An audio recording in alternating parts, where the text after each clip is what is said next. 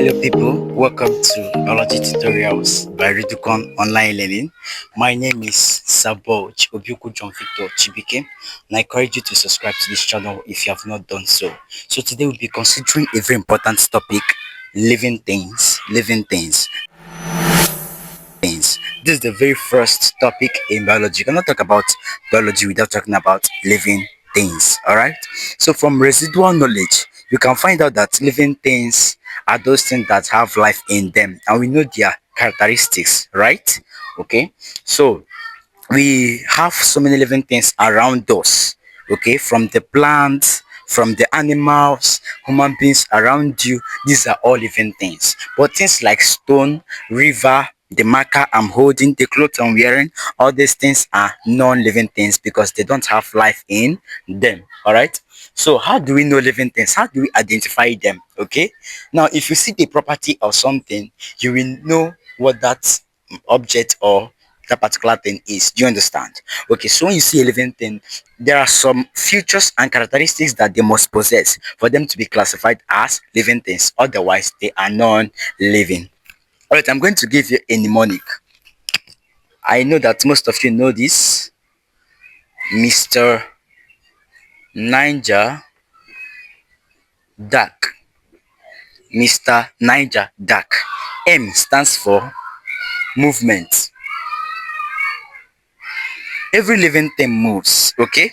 Whether you notice it moving or not, they move, okay? They move in order to obtain their food. Like human beings, you need to go to work, you need to go to the farm to get food produce, you need to move, all right? Even the plant, there's movement, okay? There's movement, in the areas of the roots, in the branches, they position themselves to the sun. That's photosynthesis, okay?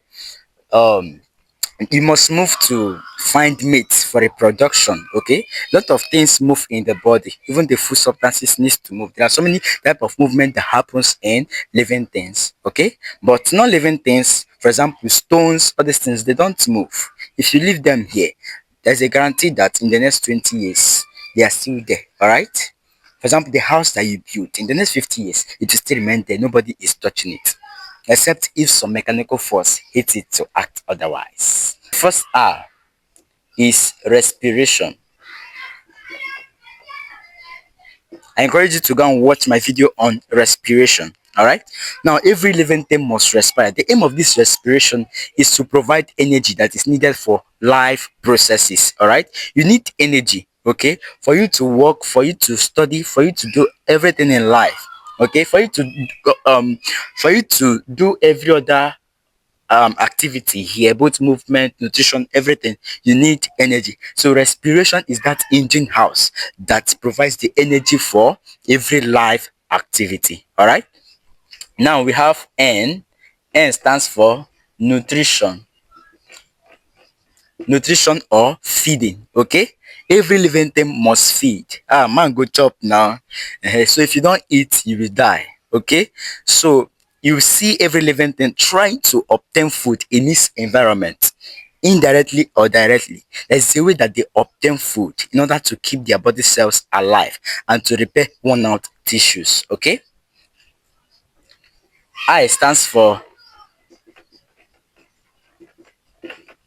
irritability. This irritability is also called sensitivity or responsiveness. Sensitivity or responsiveness. It is the ability of an organism to respond to changes in its environment. Okay. Now, when you see a cockroach approaching and you flash a torchlight towards it, it runs away because it has responded to that stimulus of light. Okay.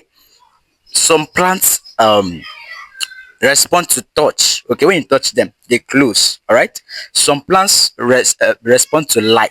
When they see the light they'll open. When they see the morning sun they'll open. When it is dark they'll close back again. So this is what irritability. G G stands for growth. Every living thing must grow. If you are not growing, then you are dead. You stop growing the day you die. Okay, so every living thing must grow, whether in height, in mass, in weight, in any way. Okay, every living thing must grow. E stands for excretion.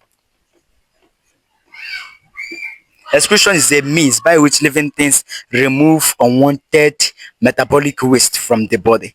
I mean, in your body, there are a lot of biochemical activities going on. So, and they have byproducts which could be harmful to the body. All right. For example, your kidney secretes urea. When this urea accumulates in your body, it is very harmful. So, it needs a way. There's a mechanism that is organized by the body that makes these unwanted materials to leave. All right. We have reproduction. The next R is reproduction. Every living thing must reproduce. This means they must produce organisms of their own kind. If not, you just wake up one day and they'll tell you that human beings are no longer existing because their lineage could not continue. It makes sure reproduction makes sure that life continues on earth. Lizard will beget lizard. Okay, dogs will beget dogs, okay, and so on and so forth. So reproduction makes sure that life continues on the earth by organisms trying to reproduce organisms in their own kind. This D stands for death. Oh boy, man no go live forever. Man no go live forever. So every living thing must die at a certain time in their life. Okay. The next one is adaptation. This is the ability to adjust to unwanted circumstances and conditions in their environment. Okay, let's say we have a flock of sheep. You see that the weather might be hot, the weather might be cold. You see these people adapting. Okay, various living things over time have manufactured a way of adapting to unwanted situations in their environment. Do you understand? For example, in the study of evolution, we learned that snakes had legs before, but because they had to burrow through dense vegetation to obtain their food, what happened? Their legs needed to go inside so that they could crawl comfortably. Okay, so when we are talking about evolution, we talk about this. Now, the last one is competition. Why is it that you come to a poultry farm, you see some fowls fat and you see other ones thin? It is competition. They are competing, they are struggling for available and limited resources in their environment. Okay, now let's say we have 5 children in a home. Okay, let's say we have 10 children. I know say you go born 10 children. Okay, so let's say we have 10 children in a home.